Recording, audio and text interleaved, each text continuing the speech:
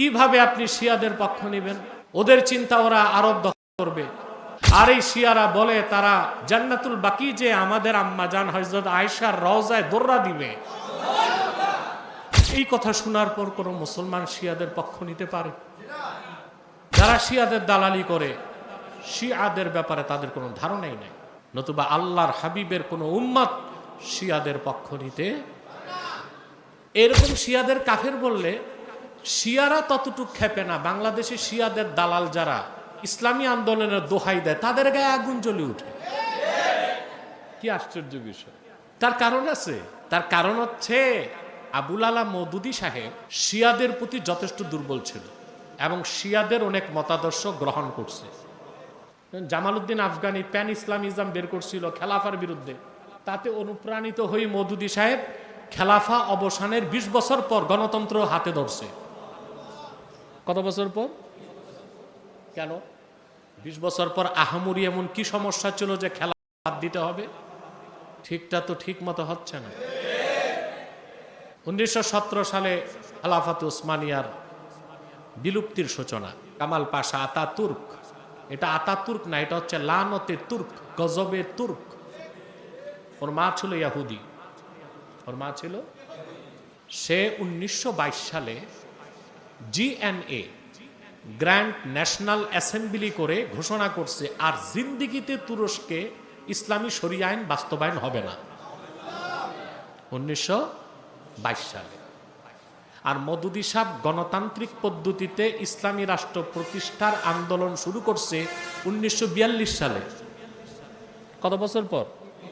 মাত্র। তাহলে মওদুদী সাহেব যথেষ্ট প্রভাবিত হয়েছে জামালউদ্দিন আফগানি কর্তৃক।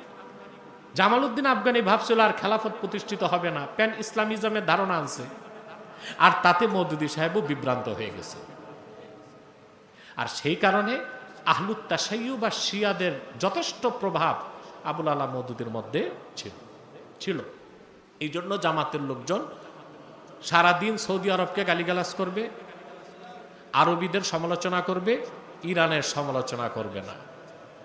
আমাদের বর্তমান নীতি কি? আমরা চাই ইরান বিজয়ী হোক, ধ্বংস হোক, কিন্তু কখনোই এটা চাই না আরব বিশ্বের উপর ইরান প্রভাব বিস্তার করুক। আমাদের বিষয়টি স্পষ্ট। আমরা তো কোনোভাবে শিয়াকে বাতিল বলি না।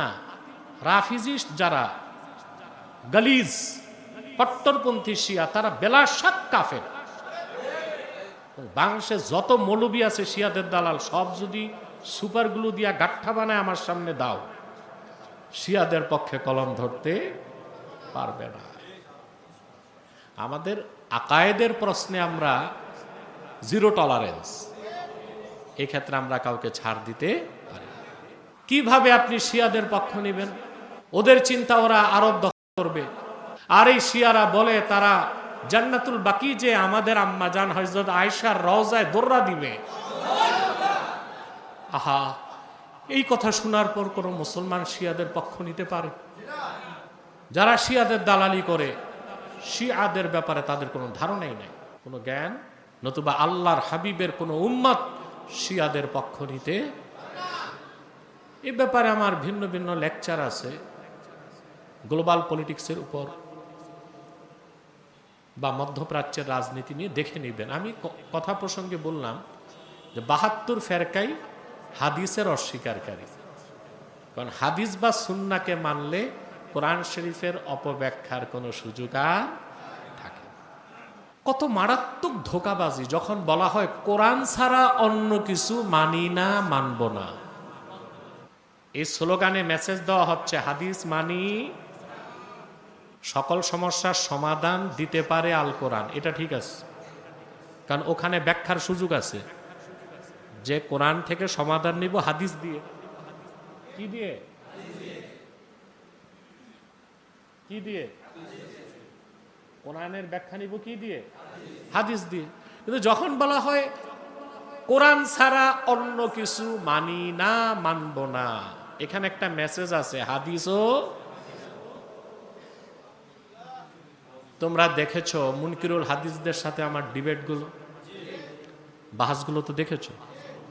অনেক লম্বা লম্বা বাহাস, এগুলো সব রেকর্ডে আছে, লিখিত আছে, দেখে নিও। কোরআনকে বিশ্বাস করা যে এরকম ফরজ, রাসূলুল্লাহ সাল্লাল্লাহু আলাইহি ওয়াসাল্লামের হাদিস বিশ্বাস করা ওই রকম ফরজ। আল্লাহ বলেছেন ওয়া আনজালনা ইলাইকা যিকরা, যিকরা মানে কোরআন।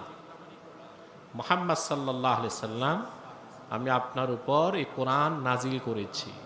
এখানে একটা বিষয় আছে, আল্লাহ তাআলা দুই ধরনের সিগা ব্যবহার করছেন। নাজ্জালনা বাবে তাফিল থেকে, আনজালনা বাবে ইফআল থেকে। নাজ্জালা ইউনাজ্জিলু তানজিল থেকে খাসিয়ত এইরকম প্রকাশ পায় যেটা ক্রমে ক্রমে নাজিল হয়। আর বাবি ইফআল থেকে যখন আনজালনা আসে, ইনজাল থেকে, তার মানে দাফআতান ওয়াহিদা, একবারে নাজিল। এখানে মুরাদ হচ্ছে পুরা কোরআন। মুরাদ কি? পুরা কোরআন। কারণ আনজালাল্লাহুল কোরআনা ফি লাইলাতিল কদরে মিন লাউহিল মাহফুজ ইলা বাইতিল ইজ্জা ফিস সামাঈদ দুনিয়া দাফআতান ওয়াহিদা। লাইলাতুল কদরে আল্লাহ পুরা 30 পারা কোরআন লাউহে মাহফুজ থেকে বাইতুল ইজ্জাতে নাজিল করছেন। এখানে মুরাদ পুরা কোরআন। আল্লাহ বলেন মুহাম্মদ সাল্লাল্লাহু আলাইহি সাল্লাম, আমি আপনার উপর কোরআন নাজিল করেছি যেন তা আপনি সুস্পষ্ট, কোরআন কারীমের সুস্পষ্ট ব্যাখ্যা মানব জাতিকে দিতে পারেন।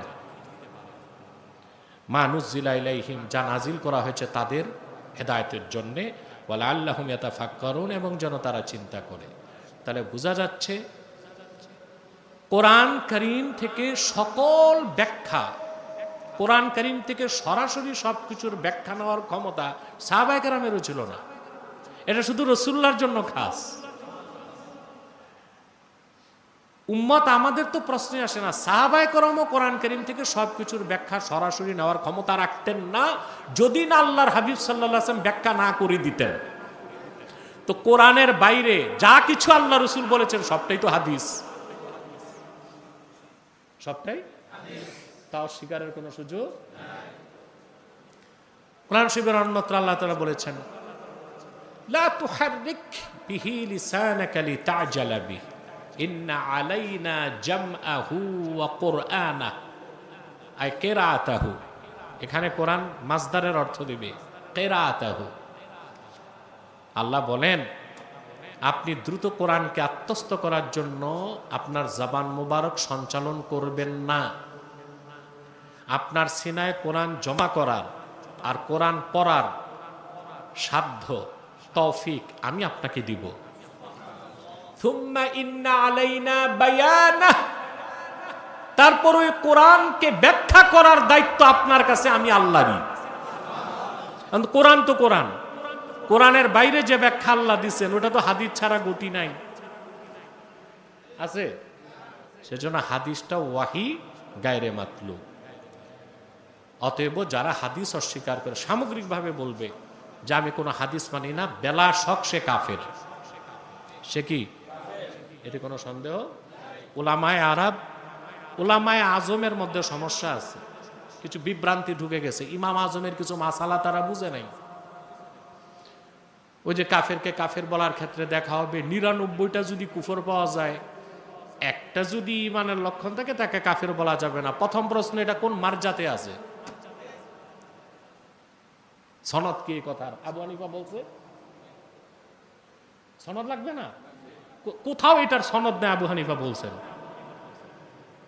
মতনে পাওয়া যায় না, মেনে নিলাম বলেছেন। ব্যাখ্যা মোল্লা আলী কারি করে দিচ্ছেন। কারো যদি আমলে দেখা যায় কুফরের সব আলামত পাওয়া যায় আমলের দৃষ্টিকোণ থেকে 99টা, আকীদায় না, আকীদায়। তাহলে এই কথাটা আমরা বুঝি না। এই জন্য আমাদের দেশে মুনকিরুল হাদিস, যারা হাদিস অস্বীকার করে তাদেরকে আমরা বাতিল বলি। মাসলাকে মাসলাকে দ্বন্দ্ব, ওইটাও বাতিল। হাদিস মানে না সেও বাতিল, কোরআন মানে না সেও বাতিল। এই বাতিল ছাড়ার শব্দ নাই তো। আরে যে কাফের তারে কাফের বলো। আমাদের এই কালচার চেঞ্জ করতে হবে, এই ট্র্যাডিশন চেঞ্জ করতে হবে।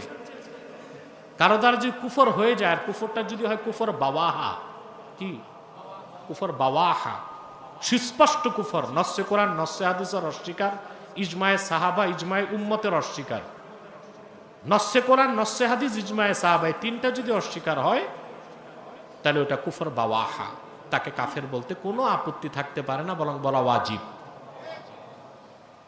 কথা বুঝতে পেরেছেন? তাহলে আমাদের এখন বড় শত্রু লামাজহাবিরা তো আছেই, তারা ঘরের শত্রু। আহলুল হাদিস দাবিদাররা হচ্ছে, আর আহলে কোরআন দাবিদার, আহলে কোরআন নামের আহলে শয়তানরা হচ্ছে দ্বীনের শত্রু। ওরা ইহুদি খ্রিস্টানের চেয়ে বড় শত্রু আমাদের, কারণ তারা কোনো হাদিসকে বিশ্বাস, কোন হাদিসকে অস্বীকার করলে নামাজের অস্তিত্ব নাই, জাকাত নাই, হজ নাই, সম নাই, কিচ্ছু নাই, ইসলামের অস্তিত্ব খুঁজে পাওয়া যাবে না। সেজন্য রাসূলুল্লাহ সাল্লাল্লাহু আলাইহি ওয়াসাল্লামের হাদিসের চর্চা, সুন্নাহের চর্চা ব্যাপক থেকে ব্যাপক করতে হবে। সেই সুন্নাহির উপর অটল অবিচল থেকে সুন্নার খেদমত করার একটি প্রয়াস হচ্ছে দারসে নিজামি মাদ্রাসা, যেখানে হাদিসকে সবচেয়ে বেশি প্রাধান্য দেওয়া হয়। আলিয়ার প্রতিষ্ঠানগুলো এই লক্ষ্য অর্জন করতে পারেনি, আগে পেরেছে, পরবর্তীতে সরকারের হস্তক্ষেপের কারণে এ লক্ষ্য তারা অর্জন করতে পারে না। পৃথিবীতে যারাই কোরআন শরীফের অপব্যাখ্যা করছে তাদেরকে হাদিস ছাড়তে হয়েছে।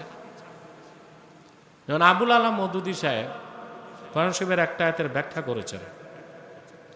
আল্লাহ তাআলা কোরআন কারিমে বনি ইসরাইলকে লক্ষ্য করে বলেছেন, ওয়াইদ আখাযনা মিসাকাকুম ওয়া রাফা'না ফাওকাকুমুত তুর, আমি যখন তোমাদের থেকে ওয়াদা নিয়েছি আর তুর পাহাড়কে যখন তোমাদের উপর ধরেছি, তুর পাহাড় যখন তোমাদের মাথার উপর কি করেছি, তুলে ধরেছি। আবুল আলা মওদুদী সাহেব আয়াতকে অস্বীকার করছে, আয়াতকে অস্বীকার করে না, অপব্যাখ্যা করছে। কি করছে? তিনি বলতে চাইছেন जिनसे पहाड़ को उठाया नहीं गया बल्कि ऐसा रोप तारी किया गया मानन के तुर पहाड़ को मुसल्लत किया गया। আরে কি পণ্ডিতটা ছিল মওদুদী সাহেব, উনি বলছে তুর পাহাড় উঠায় মাথার উপর দিছে, এটা গায়ের মুতাসাওয়ার। আল্লাহর কুদরত অস্বীকার হয় না? তুর পাহাড় যিনি বানাইছেন উনি কিনা উঠাইতে পারেন না? মওদুদী সাহেব বলছেন এটা রূপক অর্থে আল্লাহ এমন রূপ তারি করছেন যেন তুর পাহাড় মাথার উপর। তো এটা কোরআন শরীফের সুস্পষ্ট মানাকে অস্বীকার না। কোরআন কি শুধু আলফাজ, আলফাজ এবং মানা দুইটা মিলে কি কোরআন। কোরআনের আলফাজ এনকারকারীও কাফের, কোরআনের মানা এনকারকারীও কাফের। মওদুদী সাহেব আবার তার কথার পক্ষে, অথচ তোমরা যখন কিতাবুত তাফসির পড়বা বুখারী শরীফে দেখবা আব্দুল্লাহ বিন আব্বাস ব্যাখ্যা করছেন এই আয়াতের। হ্যাঁ, তুর পাহাড়কে আল্লাহ উঠেছেন মিন আসলিহা, একদম গোড়ার থেকে। সবগুলো তাফসির ইজমাউল মুফাসসিরিন আল্লাহ গোড়ার থেকে তুর পাহাড় উঠায় মাথার উপর ধরছেন।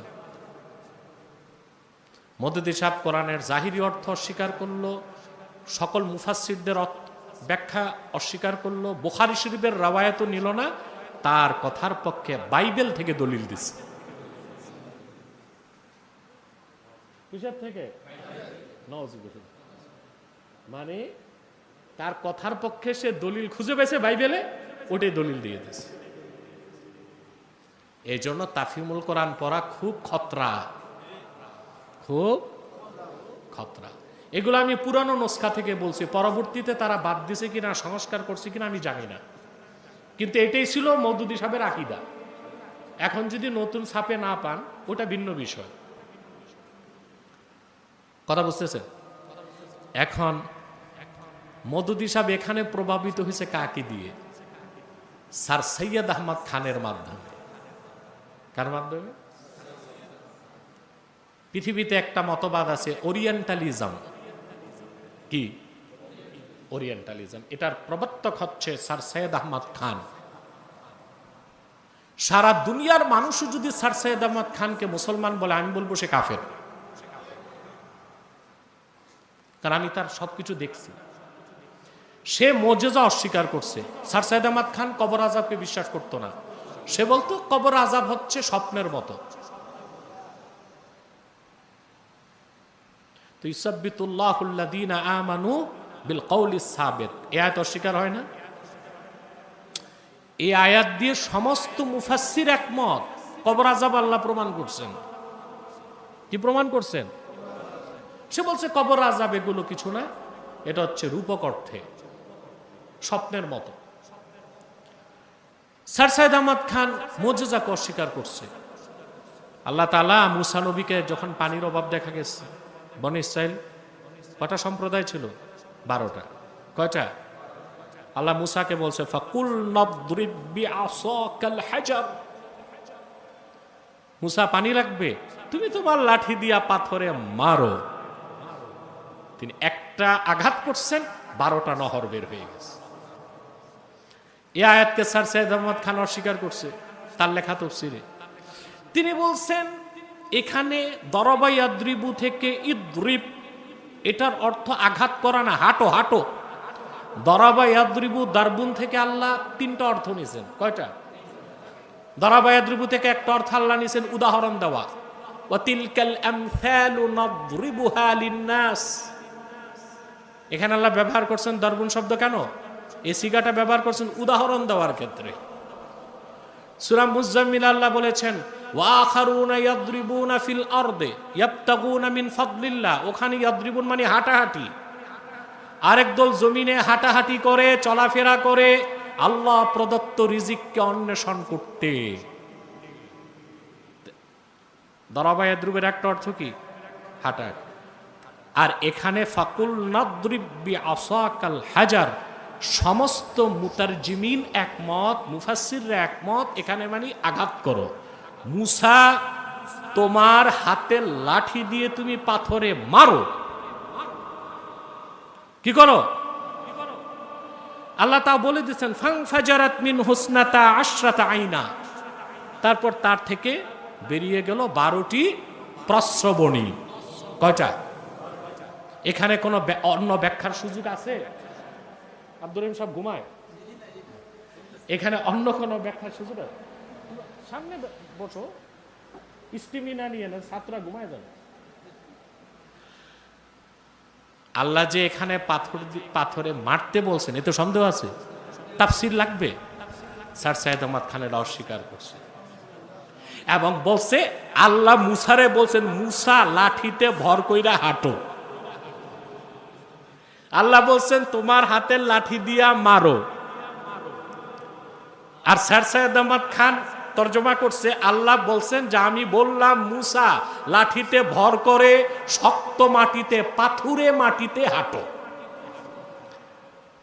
এই ব্যাখ্যা করার সুযোগ কেন হয়েছে? কারণ স্যার সৈয়দ আহমদ খান ছিল মুনকিরুল হাদিস, হাদিস অস্বীকার করত। হাদিস অস্বীকার করার কারণে কোরআন শরীফের এই অপব্যাখ্যার সুযোগ সে পেয়েছে। আর তার মতবাদটা ছিল ওরিয়েন্টালিজম। ওরিয়েন্টালিজম হচ্ছে ইসলামের সাথে যদি পশ্চিমা সভ্যতার সংঘর্ষ হয় তাহলে প্রথম পন্থা হচ্ছে ইসলামেরটাও নিতে হবে, পশ্চিমেরটাও। যদি দেখা যায় যে না ইসলামেরটা নিলে পশ্চিমাটা নেওয়া যায় না, তখন দ্বিতীয় পন্থা হচ্ছে ইসলামেরটা অপব্যাখ্যা করতে হবে, পশ্চিমেরটা ঠিক রাখতে হবে। যদি দেখা যায় অপব্যাখ্যা করলেও হয় না, তখন ইসলামেরটা ছাড়তে হবে, পশ্চিমেরটা নিতে হবে। এই ওরিয়েন্টালিস্ট যারা, তারা কি মুসলমান? কথা বলেন। আমার সবচেয়ে অবাক লাগে স্যার সৈয়দ আহমদ খানের জমানা থেকে আজ পর্যন্ত কেউ তারে কাফের কয় নাই। দুনিয়ায় প্রথম তারে কাফের বললে মনে হয় আমি বলছি। এখন মানুষ বলে আমি কথায় কথায় কাফের বলি, তা আমি কথায় কথায় কাফের বলি না কাফেরকেই কাফের বলি? কোরআন শরীফের আয়াতের ইনকারকারী কি? অপব্যাখ্যাকারী কি? মা ইউজাদিলু ফি আয়াতিল্লাহি ইল্লাল্লাযীনা কাফারু। আল্লাহ ফতোয়া দিয়েছেন আল্লাহর কোরআনের আয়াত নিয়ে বিতর্ক তারাই করে, অস্বীকার তারাই করে, অপব্যাখ্যা তারাই করে যারা কাফের। এখানে তো আবু হানিফার উসুল আর লাগে না। উসুল কে দিয়েছেন? আল্লাহ তাআলা দিয়েছেন। ইনকারে কিতাবুল্লাহ কি? তাকযিবু কিতাবিল্লাহ কুফর। এটা কি? ইনকারু কিতাবিল্লাহ, ইনকারু আয়াতিন মিন আয়াতিল্লাহিল বায়্যিনা কুফর। রাসূলুল্লাহ সাল্লাল্লাহু আলাইহি ওয়াসাল্লামের হাদিস যদি মুতাওয়াতির হয়, অস্বীকারকারী কি? এটা ইমাম আযমের মত, ঠিক না? যারা মুনকিরুল হাদিস, সব হাদিস অস্বীকার করে, তারা কাফের হইতে আর কোনো বাধা আছে? তা আমাদের দেশের এই সুবিধাবাদী মৌলবী সাবরা মিষ্টি কুমড়া খাইয়া যেগুলো পড়াশোনা করছে, এগুলো মুনকিরুল হাদিসদেরকে বলে ওরা বাতেল বাতেল,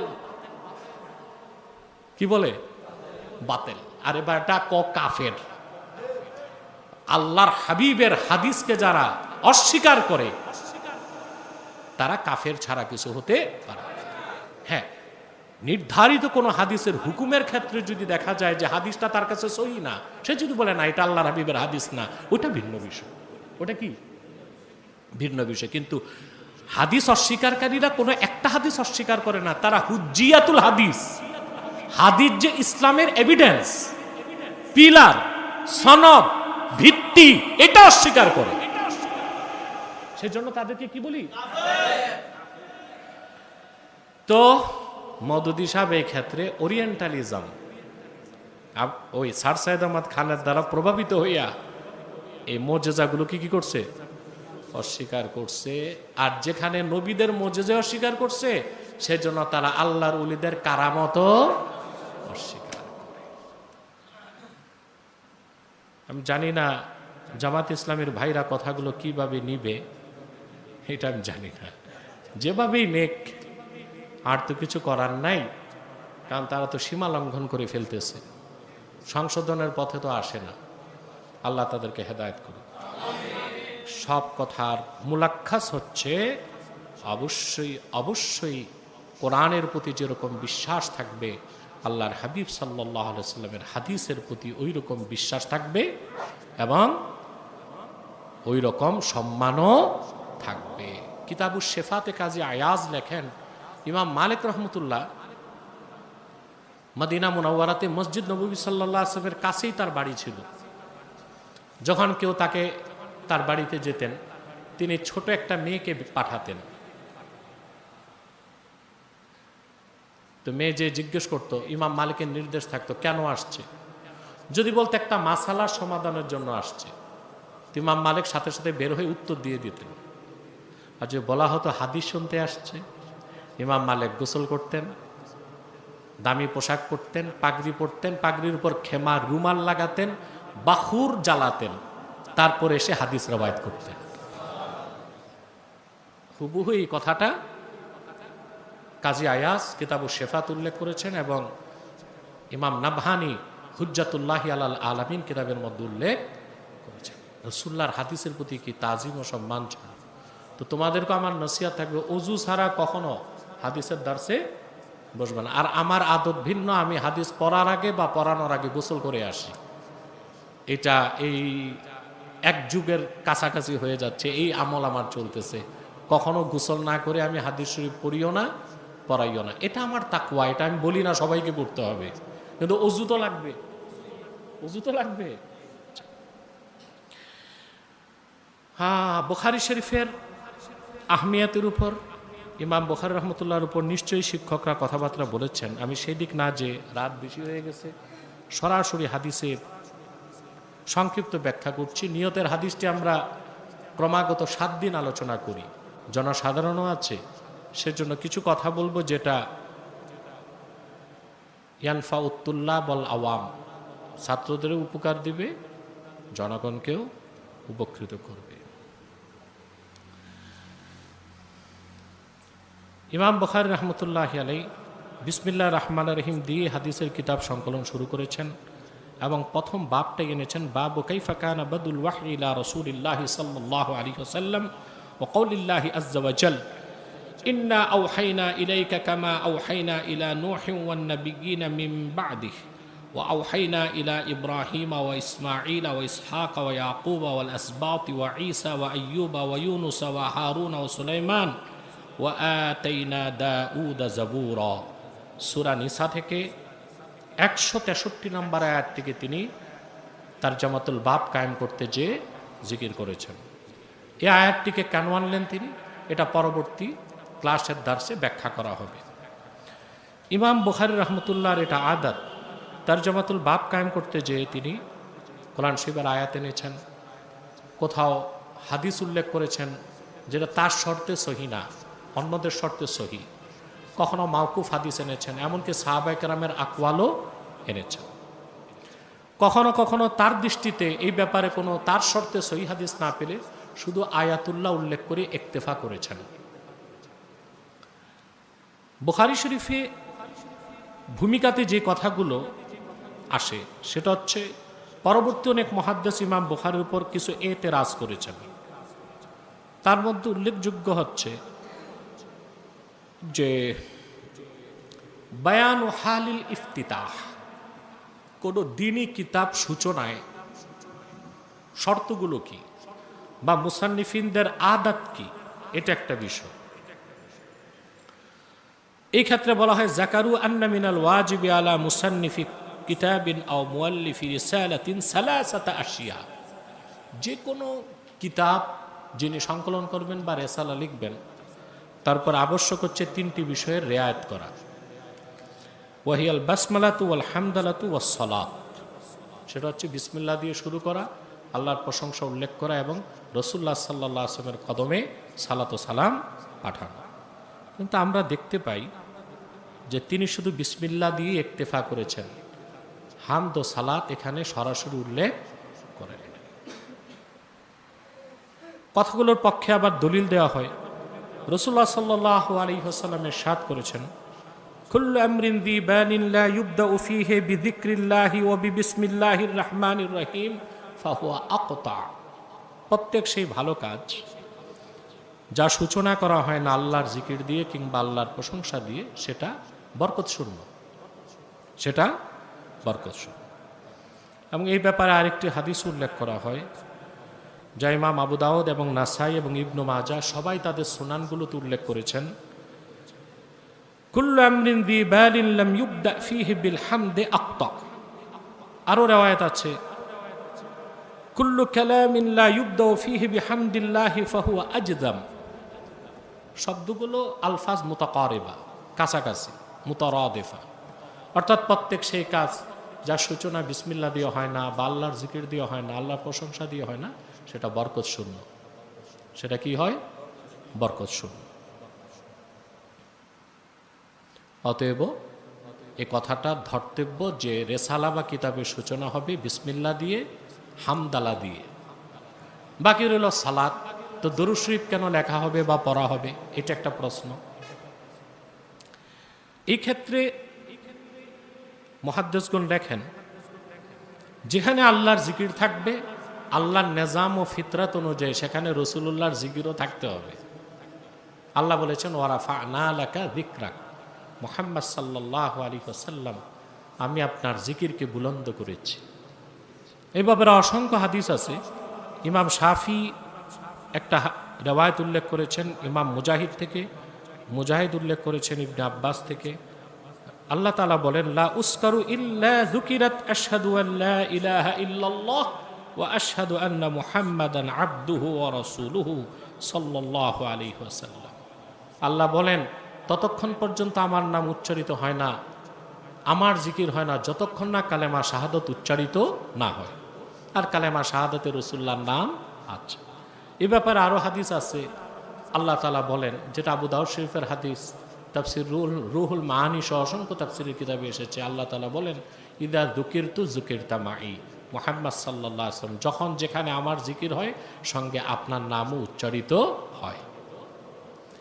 এর থেকে মুহাদ্দিসিনে কেরাম বলেন যে কিতাব তাসনিফের ক্ষেত্রে, রেসালা তাসনিফের ক্ষেত্রে বাসমালা থাকবে, হামদালা থাকবে, সালাত থাকবে। অনেকে বলেন শুধু সালাত না, সালামও থাকতে হবে, কারণ আল্লাহর নির্দেশ হচ্ছে সাল্লু আলাইহি ওয়া সাল্লিমু তাসলিমা। আল্লাহর হাবিব সাল্লাল্লাহু আলাইহি ওয়াসাল্লামের কদমে তোমরা সালাত পাঠাও আর আনুগত্যের সাথে সালাম পাঠাও। এই জন্য শুধু সালাত না, সালামটাও থাকবে।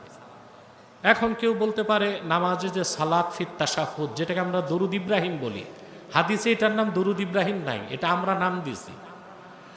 আর মাশহুর হয়ে যাবার কারণে ইবনে আবিদিন স্বামী ফতুয়া শাহমি তো দরুদ ইব্রাহিম উচ্চারণ করছেন, কিন্তু উনিও এটা তাওয়ারুস অনুসরণ করছেন, নুসুসের অনুসরণ করেন নাই। এটার নাম হাদিসে এসছে দরুদে সালাত ফিত তাশাহুদ, তাশাহুদের সালাত।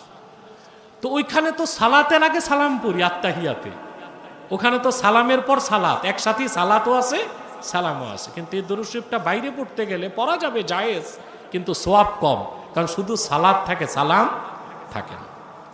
আমি ফতোয়ার কিতাব কাবিরিতে দেখেছি এবং বদরুদ্দিন আইনি রহমতুল্লাহর এটা মত যে তিনি বলেন, মান যাকারা সালাতা কানা মিনাল ওয়াজিবি আলাইহি আন ইয়াজকুরা সালামা মাআহা লিকরনিহা ফিল আমরি বিত তাসলিম ওয়া লিহাযা কারিহা আহলুল ইলমি তারকা যালিক। বদরুদ্দিন আইনি অনেক এটা মুফতাবিহি কওল না, কিন্তু আহলুল ইলমের বিরাট এক সংখ্যক ব্যক্তিদের মত উল্লেখ করছেন যে শুধু নামাজের বাইরে সালাত ফিত তাশাহুদ পড়াটা উচিত না, সওয়াব কম। পড়া যাবে কারণ এখানে সালাম নাই, এজন্য আহলুল ইলমের অনেকেই শুধু সালাত নামাজের বাইরে পড়াকে মাকরু বলছেন। কি বলছেন? কিন্তু মনে রেখো এটা মুফতাবিহি কওল না, কিন্তু এটা সবাই একমত যে এই সালাতটা বাইরে পড়লে নামাজের বাইরে পরিপূর্ণ সওয়াব হবে না, যেহেতু সালামটা নাই। এখন ইমাম বুখারী শুধু বিসমিল্লাহ দিয়ে শুরু করলেন, হামদালা নাই, বাসমালা নাই কেন? হামদালা নাই, তারপরে সালাত নাই কেন? এটার জবাবে কেউ কেউ বলেছেন যে বিসমিল্লাহির রহমানির রহিমের ব্যাপারে বাসমালা হামদালার পক্ষে যে রওয়ায়াতগুলো, এগুলো সহিহ না। বদরুদ্দিন আইনি বলেছেন যে এগুলো হচ্ছে কওল ওয়াহি, বেহুদা কথা। এই হাদিসগুলো বিশুদ্ধ সনদে বর্ণিত আছে। কেন তিনি উল্লেখ করলেন না? তার অনেকগুলো কারণের মধ্যে কেউ কেউ একটা কথা বলেন, যেখানে ইমাম বুখারী গায়াত দরজার আদব প্রদর্শন করছেন। সেটা কি? সেটা হচ্ছে আল্লাহ তাআলা কোরআন কারীমে বলেছেন, ইয়া আইয়ুহাল্লাযীনা আমানু লা তুকদ্দিমু বাইনা ইয়াদাইল্লাহি ওয়া রাসূলিহি। হে ঈমানদারগণ, তোমরা আল্লাহ তার রাসূল সাল্লাল্লাহু আলাইহি ওয়াসাল্লামের সিদ্ধান্তের উপরে আগে নিজেদের সিদ্ধান্ত উল্লেখ করো না, রায় উল্লেখ করো না। ফালাম ইউকদ্দিম বাইনা ইয়াদাইল্লাহি ওয়ালা রাসূলিহি শাইআন ওয়াবতাদা বিকালামি রাসূলিহি এওয়াজান আন কালামি নাফসি। এই আয়াতের অনুসরণ করতে যে ইমাম বুখারী নিজের পক্ষ থেকে একটা কথা উল্লেখ করেন নাই, বিসমিল্লাহ উল্লেখ করে আল্লাহর হাবিবের হাদিস উল্লেখ করে দিয়েছেন, যেখানে আল্লাহর কালাম তার হাবিবের কালাম। এটা অত্যন্ত সুন্দর একটা জবাব। আরেকটা ব্যাখ্যা মুহাদ্দিসগণ বলেন, ইন্নাল্লাযী তাযাহু লাফজুল হামদ আন ইয়াহমাদা লা আন ইয়াকতুবাহু ওয়াজ-যাহিরু আন্নাহু হামিদা বিলিসানি। আল্লাহর হাম যে সকল কাজে শুনতে করতে হবে, ওটা তো শর্ত নেই যে লিখতেই হবে, মুখ উচ্চারণ করলেও তো হয়। তো তিনি লেখার আগে উচ্চারণ করে নিয়েছেন, এটা একটা সুন্দর ব্যাখ্যা। সে যাই হোক, এবার যে কথাটি আসে, কোরআন কারীমের আয়াতটা কেন তিনি উল্লেখ করলেন, এটার অনেক গভীর ব্যাখ্যা আমরা ক্লাসে শুনবো ইনশাআল্লাহ। দ্বিতীয় যে বিষয়টা আসে, তারজামাতুল বাবের সাথে এই হাদিসের সম্পর্ক কি? মাল মুনাসাবাতু বাইনা তারজামাতুল বাবি ওয়া বিহাদিসিল মাযকুর। হাদিসুল বাবের সাথে তারজামাতুল বাবের সম্পর্ক কি? এখানে তিনি বাব কায়েম করলেন কাইফা কানা বাদুল ওয়াহি, কিভাবে রাসূলুল্লাহ সাল্লাল্লাহু আলাইহি ওয়াসাল্লামের কাছে ওহী সূচনা হয়েছিল। আর সেখানে তিনি হাদিস আনলেন সেখানে হিজরতের কথা। তা আপাতত দৃষ্টিতে বোঝা যায় যে তারজামাতুল বাবের সাথে হাদিসুল বাবের কোনো মুনাসাবা নাই। না, মুহাদ্দিসগণ খুব সুন্দর ব্যাখ্যা করেছেন। তার একটা ব্যাখ্যা হচ্ছে যে তোমার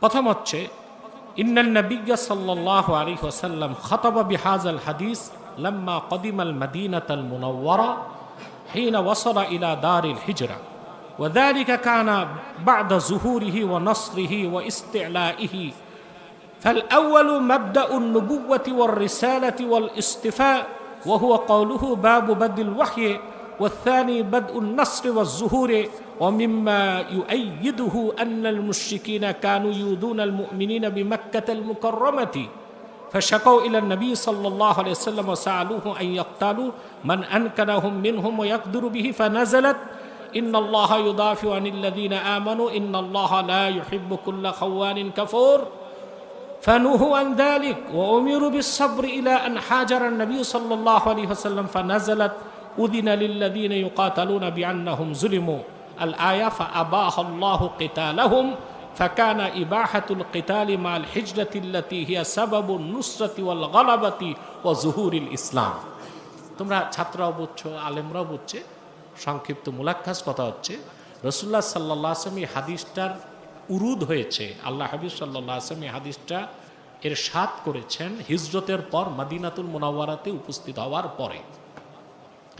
রাসূলুল্লাহ সাল্লাল্লাহু আলাইহি ওয়াসাল্লামের রিসালাতের প্রকাশ ঘটেছে বাদুল ওহির মাধ্যমে মক্কাতুল মুকাররমায়, আর হিজরতের মাধ্যমে রাসূলুল্লাহ সাল্লাল্লাহু আলাইহি ওয়াসাল্লামের দ্বীন ইসলামের বিজয় এবং ইন্তেশার ব্যাপক থেকে ব্যাপক হয়েছে।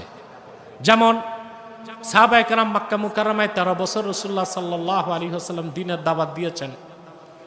তারা নির্যাতিত হওয়ার পর কেতালের যাদের পক্ষে সম্ভব তারা ডিফেন্স দেবার বা মুশরিকদের মোকাবেলা করার চিন্তা করলেও আল্লাহ তাআলা থামিয়ে রেখেছিলেন।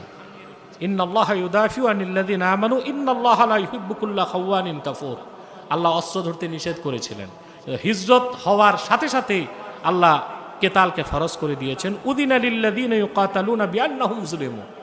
তা দেখা যাচ্ছে রাসূলুল্লাহ সাল্লাল্লাহু আলাইহি ওয়াসাল্লামের রিসালাতের প্রকাশ ঘটেছে বাদুল ওয়াহির মাধ্যমে, আর ওনার আনিত দিন ব্যাপক থেকে ব্যাপক বিজয়ের পর বিজয় লাভ করেছে হিজরতের পরে। সেজন্য তিনি যে হাদিসটিকে বাদুল ওয়াহিতে এনেছেন সেখানে হিজরতের বিষয়টি প্রাধান্য পেয়েছে। এই দৃষ্টিকোণ থেকে তারজামাতুল বাবের সাথে হাদিসুল বাবের মুনাসাবা নাই, এটা বলার কোনো সুযোগ নাই। দ্বিতীয় আরেকটা হচ্ছে, দ্বিতীয় ব্যাখ্যা হচ্ছে ইন্নাহু লাম্মা কানাল হাদিসু মুশতামিলান আলাল হিজরা ওয়া কানাত মুকদ্দিমাতুন নবুওয়াতি ফি হাক্কিহি হিজরাতুহু ইলাল্লাহি তাআলা ওয়া মুনাজাতুহু ফি গারি হিরা فهجرته إليه كانت ابتداء فضله باستفائه ونزول الوحي عليه مع التأييد الإلهي والتوفيق الرباني। রাসূলুল্লাহ সাল্লাল্লাহু আলাইহি ওয়াসাল্লাম মক্কাতুল মুকাররমা থেকে হিজরত করে মদিনা মুনাওয়ারায় যাওয়ার আগে, বাদুল ওয়াহি বা ওহি সূচনার আগে রাসূলুল্লাহ সাল্লাল্লাহু আলাইহি ওয়াসাল্লাম মক্কাতেই গারে হেরাতে হিজরত করেছেন, যেখানে যে আল্লাহর ধ্যানে মগ্ন ছিলেন। তা রাসূলুল্লাহ সাল্লাল্লাহু আলাইহি ওয়াসাল্লাম গারে হেরাতে গেলেন, সেটা ছিল রাসূলুল্লাহর হিজরত ইলাল্লাহ। সেখানে তিনি আল্লাহর ধ্যান করেছেন, আল্লাহর ইবাদত করেছেন। কি ইবাদত করেছেন সেটা সামনে তোমরা হাদিসে পাবা। রাসূলুল্লাহ সাল্লাল্লাহু আলাইহি ওয়াসাল্লাম যখন গারে হেরাতে হিজরত করেছেন আল্লাহ তাআলার দিকে, তখন তিনি পূর্বের কোনো নবীর শরীয়তের অনুসরণে ইবাদত করেন নাই, বরং ওয়া কানা ইয়াতাআব্বাদু বিমা ইউলকা ইলাইহি মিন নূরিল মারিফা। আল্লাহর পক্ষ থেকে মারেফতের নূর আসতো, তার মাধ্যমে রাসূলুল্লাহ ইবাদত নির্ধারণ করে নিতেন কি ইবাদত করবেন। তো আগে হিজরতটা হয়েছে গারে হেরাতে, পরবর্তীতে রাসূলুল্লাহ সাল্লাল্লাহু আলাইহি ওয়াসাল্লাম সাহাবায়ে কেরামকে নিয়ে হিজরত করেছেন মক্কাতুল মুকাররমা থেকে মদিনাতুল মুনাওয়ারায়। সেজন্য বাদুল ওয়াহি এই পরিচ্ছেদের মধ্যে তিনি এই হাদিসটিকে, নিয়তের হাদিসটিকে এনেছেন, যেখানে শুধু নিয়তের কথা নাই, সেখানে হিজরতের বিষয়টিও এসেছে। 3 নম্বর কেউ কেউ বলেছেন যে ইন্নামা আতা বিহি আলা কসদিল খুতবাতি ওয়াত তারজামাতি লিল কিতাব। তিনি মূলত এটা মুকাদ্দামা হিসেবে কিতাবের শুরুতে হাদিসটিকে উল্লেখ করেছেন, এটা কেউ কেউ বলেছেন। এই 3টি জবাব থেকে স্পষ্ট হয়ে যায় যে তারজামাতুল বাব কায়েম করার পর নিয়তের হাদিসটিকে তিনি যে স্থাপন করেছেন, শুরুতে স্থান দিয়েছেন, এতে তার নীতি রীতি ও ইজতিহাদের কোনো ব্যত্যয় ঘটে নাই। জরুরি কথাগুলোর মধ্যে আরো যে কথাটি আসে যে হাদিসটি কি প্রকারের হাদিস, মুহাদ্দিসিন কেরাম একমত এটা একটা গরীব হাদিস। কেউ কেউ মুতাওয়াতির বলেছেন, মোল্লা জিউন রহমতুল্লাহ মুতাওয়াতির বলেছিলেন, কিন্তু উনি বড় মুহাদ্দিস ও ফকি ছিলেন। উনি মুতাওয়াতির বলেছেন, মুতাওয়াতির এই দৃষ্টিতে বলতে পারেন ফি আলসিনাতিন নাস, মানুষের জবানে ব্যাপক প্রচার লাভ করছে, এই দৃষ্টিকোণ থেকেও মুতাওয়াতির বলতে পারেন। মুহাদ্দিসগণ কখনো কখনো কোনো হাদিসকে মাশহুর বলেছেন, মাশহুর ইনদাল খুতাবা ওয়াল ওয়াইজিন, ওয়াইজিনদের মাধ্যমে যা মাশহুর শোহরত লাভ করছে, খতিবদের দ্বারা যা শোহরত লাভ করছে। যেমন সুফি দরবেশগণ একটা মওযু হাদিসকে মাশহুর করে দিয়েছে প্রচার করতে করতে, কুলুবুল মুমিনি আরশুল্লাহ, এটা একটা মওযু হাদিস। এখন যে কোনো পীর সাহেব জিকিরের বয়ান করতে গেলে এই হাদিসটাকে উল্লেখ করেন, কিন্তু ইমাম সুয়ুতি বলছেন এই হাদিসটা মওযু। এটা কি মওযু? তারপর আমাদের আলেম জালেম, বক্তা, তক্তা, সাধারণ মানুষ সবাই দেশপ্রেমের কথা বলতে গেলে বলি হিব্বুল ওয়াতানি মিনাল ঈমান, এটা একেবারে মওযু হাদিস। কিন্তু এটা আমাদের মধ্যে ব্যাপক কি লাভ করছে? প্রসিদ্ধি লাভ করছে। আরেকটা হাদিস প্রসিদ্ধি লাভ করছে অথচ মওযু, উতলুবুল ইলমা ওয়ালাউ বিসসিন, এটা একটা মওযু হাদিস, এটা একটা মওযু হাদিস। তো মোল্লা জিউন রহমতুল্লাহ হাদিসটা তো আর মওযু না, গরীব, সেই দৃষ্টিকোণ থেকে তিনি ব্যাপক প্রচারিত হবার কারণে মুতাওয়াতির বলেছেন, কিংবা এটা তার ইজতিহাদি খাতা ছিল বলে আমরা ধরে নিব। এই ক্ষেত্রে মুহাদ্দিসগণ বলেন, ফাইন্না সহিহ আন্নাহু লাম ইয়ারুহি আনিন নবী সাল্লাল্লাহু আলাইহি ওয়াসাল্লাম সিওয়া উমারা ওয়া লাম ইয়ারুহি আন উমারা ইল্লা আলকামা ওয়া লাম ইয়ারুহি আন আলকামাতা ইল্লা মুহাম্মদ ইবনে ইব্রাহিম ওয়া লাম ইয়ারুহি আন মুহাম্মাদিন ইল্লা ইয়াহইয়া ইবনে সাঈদ আল আনসারী ওয়া মিনহুম তাশারা ফাহুয়া মাশহুরুন বিনিসবাতি ইলা আখিরিহি গরীবুন বিনিসবাতি ইলা আউয়ালিহি। শুরু থেকে হাদিসের সনদের শুরু থেকে হযরত ওমর একা রিওয়ায়াত করছেন, তার থেকে যিনি রিওয়ায়াত করছেন একা, তার থেকে যিনি রিওয়ায়াত করছেন একা, তার থেকে যিনি রিওয়ায়াত করছেন একা। ইয়াহইয়া ইবনে সাঈদ আল আনসারী ওনার থেকে যে রিওয়ায়াত করছে তখন ব্যাপক রাওয়ী হয়ে গেছে। তো সনদের উপরের দৃষ্টিকোণ থেকে এটা গরীব, নিচের দৃষ্টিকোণ থেকে মাশহুর। এটাই হচ্ছে সবচেয়ে ইনসাফপূর্ণ বক্তব্য কথা। এখন হাদিসের ফজিলতের উপর কিছু কথা বলেই আমি শেষ করছি, রাত অনেক হয়ে গেছে। মুহাদ্দিসগণ বলেন যে লিমাখতার আল বুখারী হাযাল হাদিস ফি ইবতিদাইল বুখারী, বুখারী শুরুতে তিনি হাদিসটিকে কেন আনলেন? এটা জবাব, আরাদা বিহাযা ইখলাস আল কসদ ওয়া তাসহিহ আন নিয়া ওয়া আশারা বিহি ইলা আন্নাহু কসাদা বিতালিফিহি সহিহ ওয়াজহ আল্লাহ তাআলা। তিনি নিজস্ব কোনো ভূমিকায়, লেখক যখন কিছু লেখে ভূমিকাতে নিজের কৈফিয়তগুলো দেয় না, কেন লিখছি, দেয় কিনা? তো উনি কোনো কৈফিয়ত না দিয়ে সরাসরি নিয়তের হাদিসটা উল্লেখ করে বুঝাই দিয়েছেন যে বুখারী শরীফ তার সারা জীবনের শ্রম দিয়ে তিনি সহিহ বুখারী সংকলন করেছেন আল্লাহর সন্তুষ্টি অর্জনের জন্য ন্যাক নিয়তে। এখন এ হাদিসের আজমিয়াত অনেক বেশি। আবু বকর ইবনু দাসা বলেন, তিনি ইমাম আবু দাউদের সরাসরি ছাত্র। তিনি বলেন, সামি'তু আবা দাউদ ইয়াকুল, আমি আবু দাউদকে বলতে শুনেছি, কাতাবতু আনিন নবী সাল্লাল্লাহু আলাইহি ওয়াসাল্লাম 500,000 হাদিসিন ইনতাখাবতু মিনহা 4,000 হাদিসিন ওয়া 800 হাদিসিন ফিল আহকাম। আবু দাউদ বলে, আমি রাসূলুল্লাহ সাল্লাল্লাহু আলাইহি ওয়াসাল্লামের 5 লক্ষ হাদিসকে একত্রিত করেছি, তার মধ্যে আমি আহকাম বিষয়ক 4,800 হাদিস সংকলন করেছি, ইন্তেখাব করেছি সুনান আবি দাউদের জন্যে। ফাম্মা হাদিসুজ যুহদ ওয়াল ফাযাইল ফালাম উখরিজহা, আর ফাজাইল মানে আমল সংক্রান্ত ফাজাইল এবং জোহদের ব্যাপারে যে হাদিসগুলো আসছে, ফজিলতের ব্যাপারে, জোহদের ব্যাপারে, এগুলোকে আমি উল্লেখ করার চেষ্টা করি নাই, কিতাবের কলেবর বৃদ্ধি পাবে সেই জন্য। ওয়ায়াকফিল ইনসান লিদীনিহি মিন যালিকা 4 আহাদিস, একজন মানুষের দিনের উপর প্রতিষ্ঠিত থাকার জন্য, দিন মোতাবেক চলার জন্য 5 লক্ষ হাদিস থেকে 4,800 হাদিস, 4,800 হাদিস থেকে 4টা হাদিস যথেষ্ট। তার মধ্যে প্রথম হচ্ছে, তিনি সংক্ষেপ উল্লেখ করছেন আল আমালু বিন্নিয়াত, অর্থাৎ ইন্নামাল আমালু বিন্নিয়াত, যে হাদিসটা বুখারী শরীফের শুরুতে এসেছে। আরেকটা হাদিস আছে বুখারী শরীফে পাবা, আল হালালু বাইয়িন ওয়াল হারামু বাইয়িন। আরেকটা হাদিস বুখারী শরীফে আছে, আমিন হুসনি ইসলামিল মার'i তারকুহু মা লা ইয়ানি। আরেকটা হাদিস এটাও বুখারীতে আছে, লা ইয়াকুনুল মুমিনু মুমিনান হাত্তা ইয়ারদা লি আখিহি মা ইয়ারদা লি নাফসিহি। তিনি বলেন এই 4টা হাদিস একজন মানুষের দিন মোতাবেক চলার জন্য যথেষ্ট। কাজী আয়াজ রহমতুল্লাহ বলেন যে আইম্মাতুল মুহাদ্দিসিন অনেকেই বলেছেন নিয়তের হাদিসটা হচ্ছে সুলুসুল ইসলাম, ইসলামের 1/3। তার ব্যাখ্যা আবার তিনি করেন যে ইসলাম কি? ইসলাম হচ্ছে কওল, ইসলাম হচ্ছে ফেল, ইসলাম হচ্ছে নিয়াত।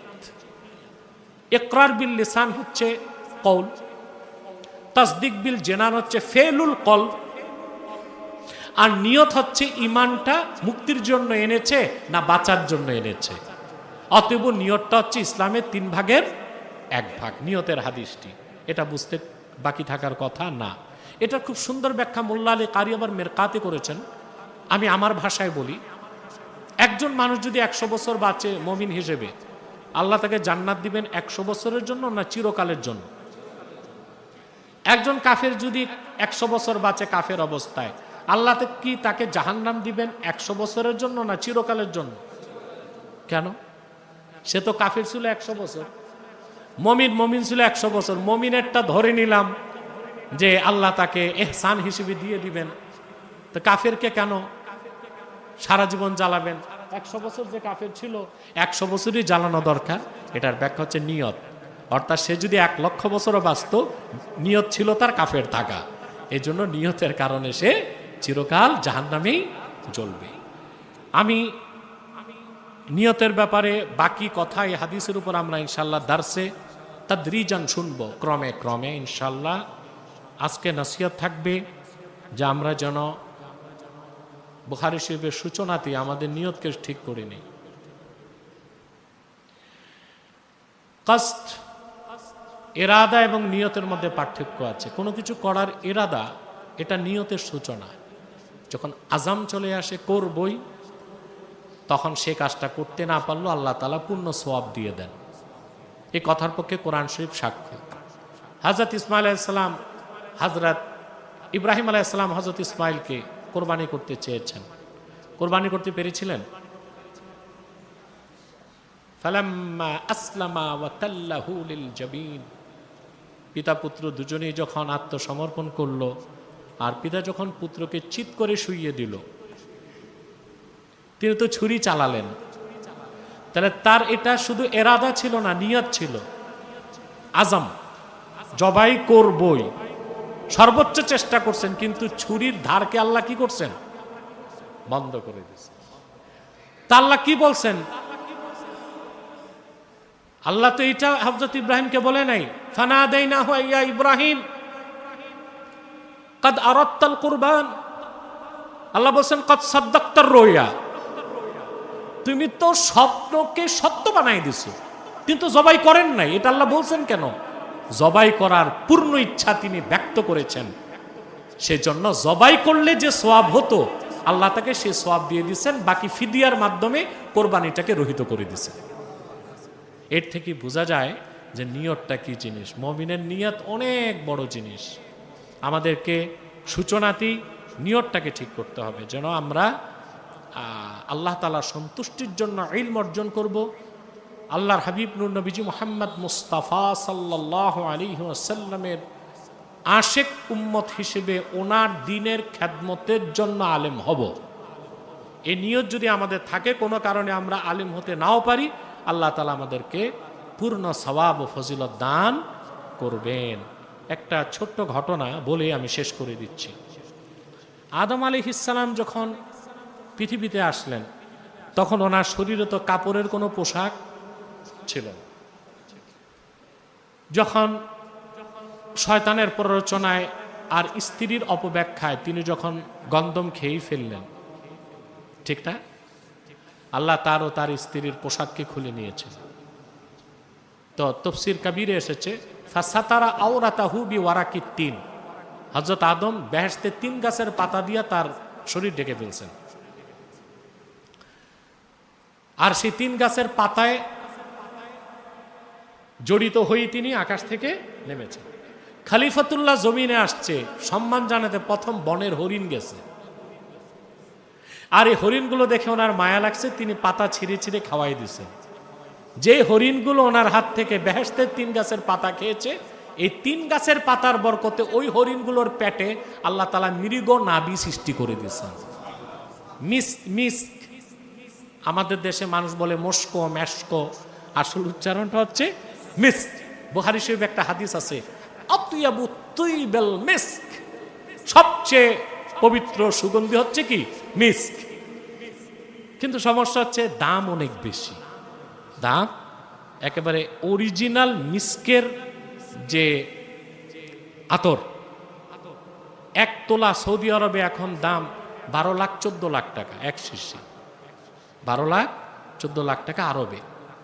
আর আমি নিজে একবার আরব আমিরাত সফরে গিয়েছিলাম, আল হারামাইন পারফিউম নামে একটা কোম্পানি আছে না, তো ওখানে যিনি সিও না, যিনি চেয়ারম্যান মাহতাব সাহেব, উনি সিঙ্গাপুর ছিলেন। উনি ফ্যাক্টরির সিওকে বললেন যে আব্বাসী হুজুরকে এনে পরিদর্শন করান তার ফ্যাক্টরি দুবাইতে, শারজাতে।